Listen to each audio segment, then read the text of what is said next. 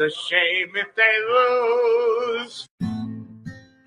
Did you miss any of the Padres game yesterday? Oh, it's been a great day today.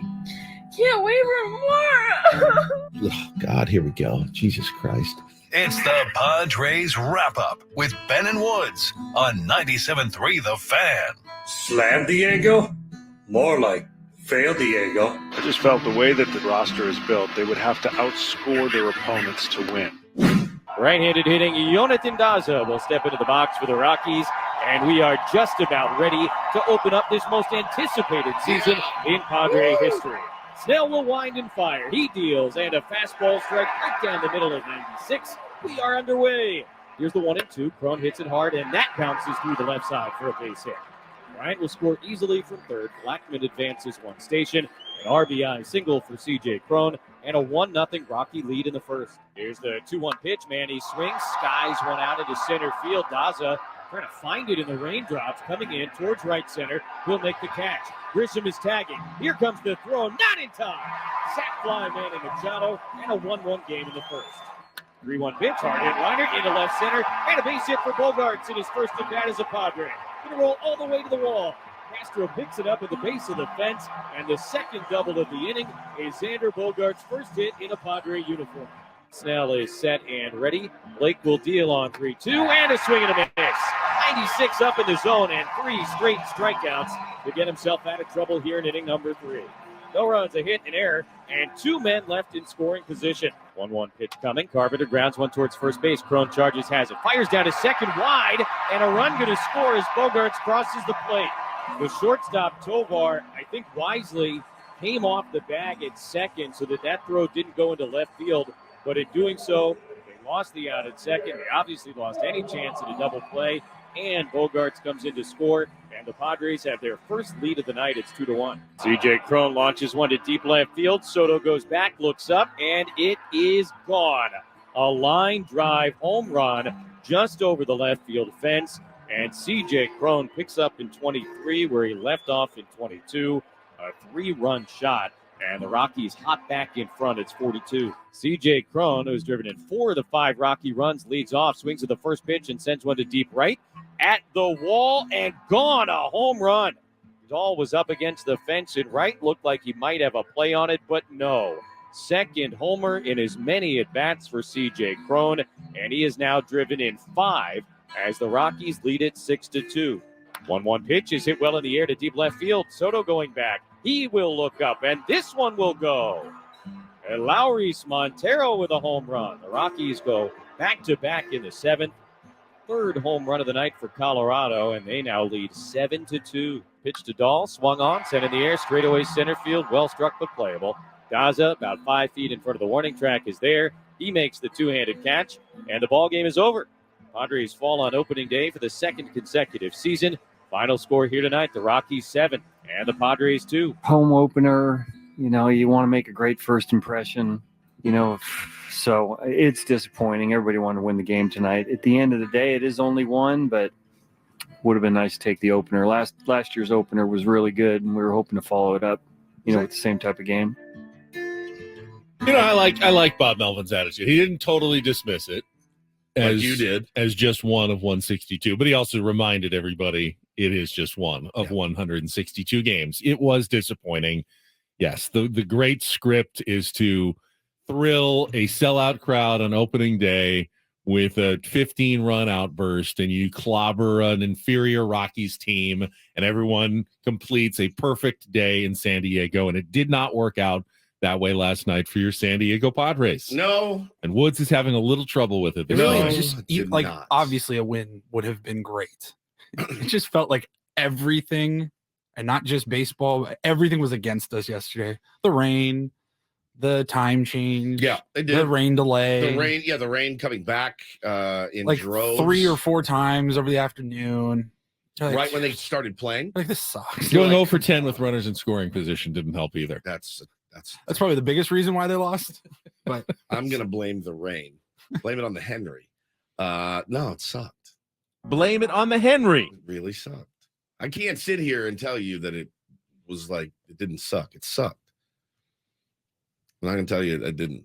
I'm not gonna tell. I mean, thanks to our pal Corey Stewart, who made gasoline punch mixed with bath salts that we had out at the tailgate. He's got me feeling shots of Screwball and Coors Lights and God, I saw you starting before we even left Happy Does. Jack Daniels at Happy Does yesterday, so you were in for a long day regardless. I'm like, I've got the DTs right now a little bit, the delirium tremors where you just kind of shake because you had too much booze, and so yeah, I'm in a pissy mood. And then had they won though, I would have been like, hey, I'm hungover and celebratory. That's fun me, but now I'm pissy because that's we made a whole weekend. At least we have a new tradition now. Me and Hannah, we're going to do that every year, go down and stay. And it was really, really fun to see everybody. So fun running into all the tier ones at the ballpark and saying hello. And then the game starts and you're so excited. You've been waiting so long. And then it just boop. And I'm a guy too. Like, if you know my personality, I build it up in my head to where almost everything's a disappointment. Honestly, like I build it up so much, and I built it up so much over the last 6 months that I was so excited to just start bodying people and go like 28-2 in a month that when they came out and looked pretty uninspired and inept, offensively, certainly, and defensively, they looked inept. And I went, this is not what I built up in my head.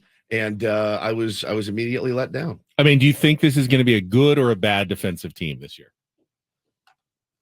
I think it should be a good defensive team. Yes, Hassan Kim committed an error. About 6 weeks ago. I can't remember who we were talking to, but I want to say it was our first time catching up with Jesse Agler right around spring training. And I told him at the time, sure, every team's going to worry about starting pitching. Every team's going to worry about their bullpen. I said, I think it was AJ Casabell. I said, my only kind of issue with this team, I think, is defensively. And I said, and the reason for that is not that they don't have talented players. They do. We've seen Crony play some first before, but he's not a full-time first baseman. We've seen Hassan Kim play some second base, but he's not a full-time second baseman. Xander Bogaerts was, up until maybe last year, the year before, one of the worst defensive shortstops in the game of baseball. He's worked extremely hard to get back. Manny is Manny. He's going to be fine. Juan Soto is moving from right, where he was very bad, to left, which is okay. It's maybe a little easier, still tough, as we noticed last night. Trent Grisham, don't worry about a bit. Fernando Tatis is a question mark in right field. Does he have every raw skill available? Absolutely, he does. Thought Austin Nola called a pretty good game last night. When your pitchers are up there throwing 48-foot sliders and you got to wear them in the chest, he blocked a couple. There was a wild pitch that got by. That wasn't on him. He made a great, valiant effort at it. So I would say defense has been my concern for the last at least 6 weeks or so. There's not question marks per se, but a lot of seemingly guys playing out of position and learning new positions ish. I think it's fair to say they didn't take Grisham and say, hey, you now play first base. There's nothing like that. But I would expect that the defense only continues to get better as the season goes on as well. Absolutely. Absolutely. Stunned that, Juan Soto's not so comfortable that, maybe he either misreads or doesn't go after a ball that you might want him to early in the season. That could look very different by the time August or September rolls around, as everyone's been there. I know that Fernando Tatis Jr. is going to make some mistakes. Yeah, for sure. And I also know that by September, I bet he's pretty much a Gold Glove right fielder at the end of the season. Totally get behind that. But he'll make some mistakes early in the year for sure. So yeah, in that sense, I think you're fair in having some concern, but if you know what you're expecting and getting into, I don't think it's a reason for long-term concern. It's a short-term, get comfortable defensively issue. And then once they do, I don't foresee that being like a playoff problem for the Padres. Well, and we talked yesterday about the lineups and hey, people are going to say, well, why don't they keep a consistent lineup? I will say this, man, defensively, I think it is more important than offensively these days to keep a solid, like these are our 9 that we roll with. And of course, if somebody needs a day, great. Manny needs a day off his feet. Super. Matt Carpenter, you're going to play third. Crony needs a day off his feet. Great. You can DH Matt Carpenter, Nelly Cruz, whatever you're going to play first. Not Nelly Cruz, more than likely, but Matt Carpenter. Fine. No issues there. I just think so many guys right now, not playing out of position, but playing somewhere they're not super comfortable. And it will take some time to get comfortable. But yeah, it's not it's not like an overarching, like, oh my God, I don't think we're the Phillies or anything of last year who couldn't play defense at all until the last week of the season. They were atrocious. So I don't think we're in that camp because we still have really good defensive players. And that the Ha-Seong Kim, when he's booted it happens. Yeah. Happens I mean, it's wet, ball skids a little bit, Yep. something like that. It happens. Yep. Ha-Seong Kim is an outstanding defensive Phenomenal. player. That was a ball up the middle. Doesn't really matter if you're a shortstop or a second baseman on a ball up the middle.